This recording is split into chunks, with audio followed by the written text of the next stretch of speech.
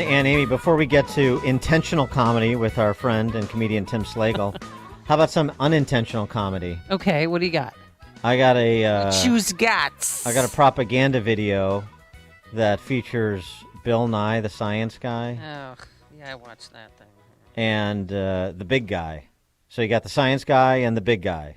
Please consider the following. If you're like me, you want the U.S. to be a bit better. And for that, we have two bills, and I'm not either one of them. I mean, I'm a bill. I'm not an infrastructure bill. You've heard about that. The House of Representatives passed it recently. That's for our roads, our power lines, our water pipes, to upgrade them and improvement so that we can have a better infrastructure. Next would be for addressing climate change, for providing people the means to weatherize their houses and make them more resilient to climate change, and establish a civilian climate corps. This would be something for people of all ages to get good union jobs here in the United States so that we can, working together, build back better. You're using my lines here. I really am a believer in this. You know, I'm old enough to remember when the U.S. was the leader in innovation. That's what we're driving at, Bill. Driving! Yes, we love driving. Yes, we do. And electric cars are the future. They're clean, they're efficient, they're quiet. We're going to build 500,000 charging stations. And we want to electrify our ground transportation so we don't have this carbon in the atmosphere. I say all the time, Article 1, Section 8, Clause 8, the progress of science and useful arts.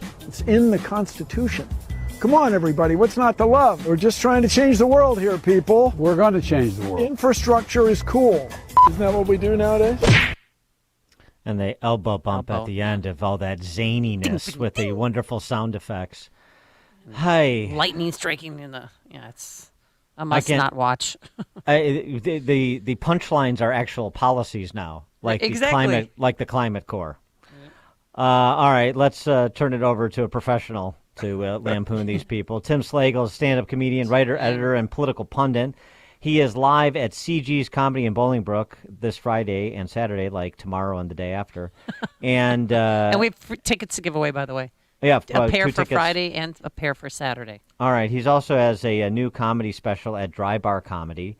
Listeners can download the app Dry Bar and use the promo code Tim Slaigle.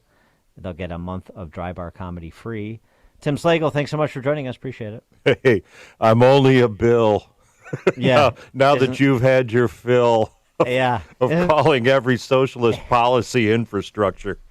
Yeah, he's Bill Nye, the science guy, not a bill like an infrastructure bill. I mean, that's comedy gold right there. Oh, man, I'm on the floor. All right, so, give us a riff or two. Are you going to venture into any political areas on your shows in Bolingbrook? I was trying to avoid it for so many years, but I think we've come to a point now where the entire country can agree for the first time this century that we elected a boob. Really? And you're not worried of being part of the cancel culture if you bring up any of that? I think everybody knows. Everybody, well, I guess I shouldn't say we elected a boob, because half the country doesn't think he was elected. So. Oh, there you go. So Biden is going to be a target then?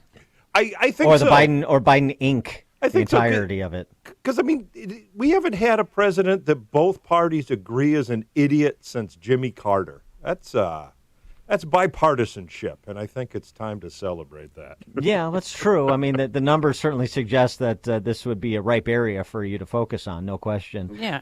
But you say you've been trying to avoid it, even after the Dave Chappelle markers that have been put down and others who've tried to push back against this censoring of comedians as well as everybody else. Well, I've always been somebody that thought, if it's funny, it's funny. If people laugh, then it's funny, and if they get offended, it's funnier. So yeah, well, right. Okay, then what about COVID and masking and vaccinations? Is there anything humorous about that at all? I was making fun of it. It's because it seemed to me that everything that we use to prevent COVID is like what we learned playing cooties. Right. It's Yeah. it's And oh there's no no no. surface-to-person transmission in the world ever. They got that wrong. Sure. Yeah. But it was you touched him. Now you have to quarantine for 14 days. No backsies. Right. Yeah, we should say it's like and social distancing is like lava, right? You just jump from carpet square to carpet square. Yeah, hot lava. Oh, that's a Yeah. good one. Pretty alligator. much anymore. It's All right. What about risable celebrity figures? Obviously Fredo Cuomo and his brother Hansy Andy come to mind. well, I like the Hunter Biden art shows. I mean those crack me up. I can't help but wondering though if Joe didn't bring the art catalog into the office. Kind of the way when you're selling Girl Scout cookies. Right. Yeah, help my son or daughter out. Nudge, nudge, wink, wink. It's in the cafeteria. Yeah, your Sign dad. up for something. Yeah, dad would bring in the list. Like, okay, how many paintings can I put you down for, Mr. Putin? Right. Do you want any chi? How about you, Mohammed? Except this, so rather than cookies to win a trip, it's blow art so that Hunter can afford his blow habit. Yeah, he's a crack artist. And Hey. That's Bill Nye quality right there. Very nicely done. All right, I got now. This isn't really funny.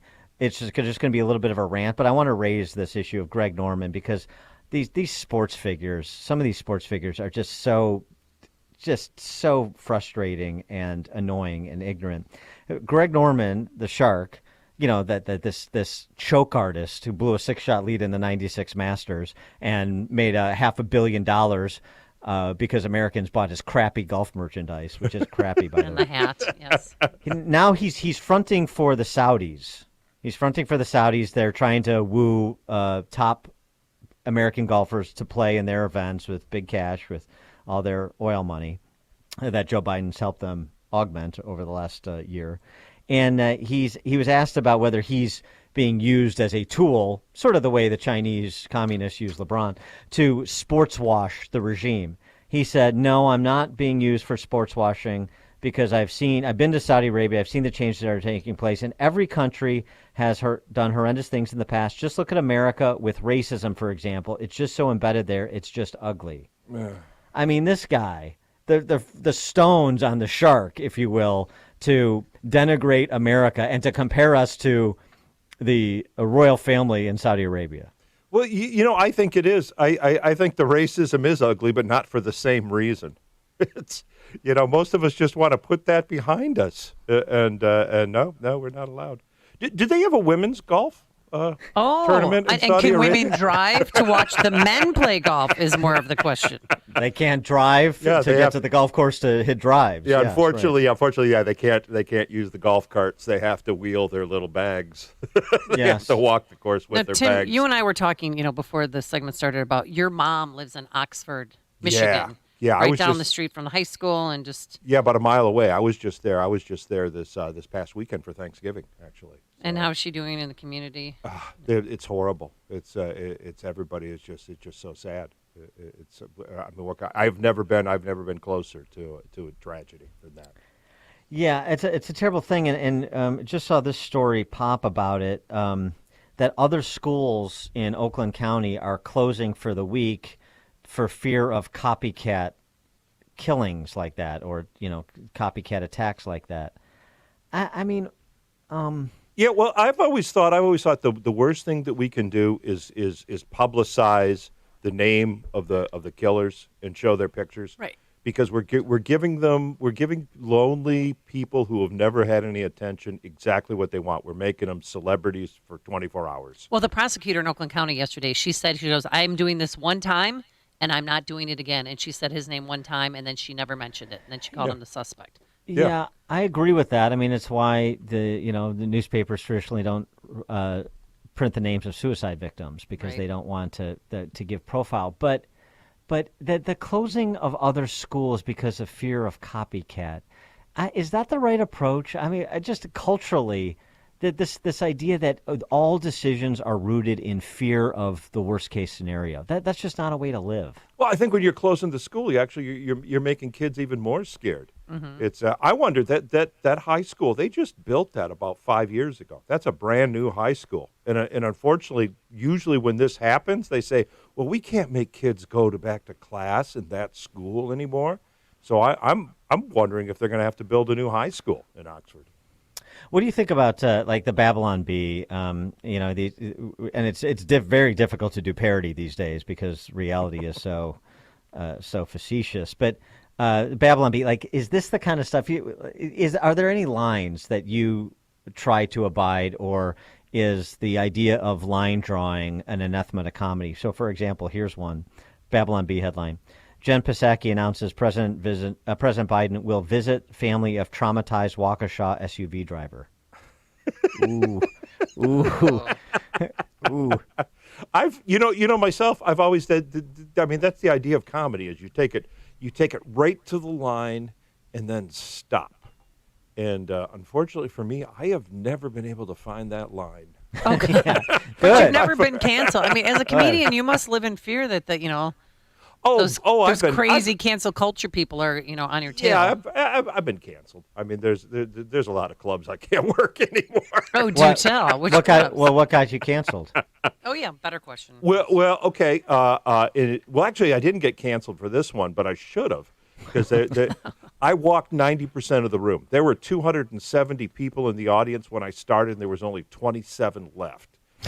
And this was in Minnesota. It was right after Paul Wellstone had a tragic airplane crash, and they brought in Walter Mondale to fill in for him to finish his Senate campaign. And the question I had, was the one I think everybody had, was, isn't he dead too? Well, that's maybe a road. little groan-worthy, but I mean, it's not like you insulted Garrison Keillor. I could see how that would clear a room in Minnesota, but oh boy. What about like in terms of, so that's like groan-worthy stuff, but is there political stuff? Because I know you've done political bits before. I've seen a lot of your act, and does that stuff? Do you have like managers of comedy clubs say, stay away from these topics, or I know you're going to go here, don't go there? Oh yeah, a lot of clubs won't book political anymore because they figure right now it's just so divisive that anything you say is going to offend half the audience. So I actually did upset a few Biden supporters a couple of weeks ago. I actually had them get up and leave right in the middle of some of my finest material. Did they ever throw things at you on the way out? No. Usually they just make that noise. Oh yeah. Just shame on you. Shame. This isn't funny. I mean, come on. We can't laugh at Biden after 4 years of the Cheeto Jesus jokes. Right. I mean, seriously. How about ridiculing not a Dr. Jill Biden, like in her storytelling hours and all these things? How about that? How about those Christmas decorations? Yeah, huh? well, the first lady's shouldn't be off limits. None of these public figures should be off limits. Melania wasn't certainly off limits. Yeah. Oh no, they didn't like her, version of the Christmas decorations that first year. No, they gave her the business just for weeding the rose garden. But have you seen Jill's decorations? Have you seen those? It's perfect. It's a perfect metaphor for the Biden administration. Is just beautifully, enticingly wrapped empty boxes. All right, so if you want to get free tickets, I want to tell people about our ticket giveaway. The number to call, 312-642-5600. Callers number 4 and 5 will win a pair of tickets to Friday night's show at CG's Comedy in Bolingbrook, and 2 tickets for Saturday night's show, 312-642-5600. All right, he is Tim Slaigle, stand-up comedian, as you heard, writer, editor, and political pundit. In addition to the shows at CG's in Bolingbrook this weekend, Friday and Saturday, he's got a new comedy special at Dry Bar Comedy. Listeners can download the Dry Bar app and use the promo code Tim Slaigle to get a month of Dry Bar Comedy free. One word, no caps. One word, no caps. Tim Slaigle, Slagle, Tim Slaigle. Tim, thanks as always for joining us. Have fun at the club. Always a gas to be here, Dan. Hear about the big stories of the day, then talk about them right here on Chicago's Morning Answer on AM 560. The Answer. If you're a small business owner or you make the marketing decisions and advertising decisions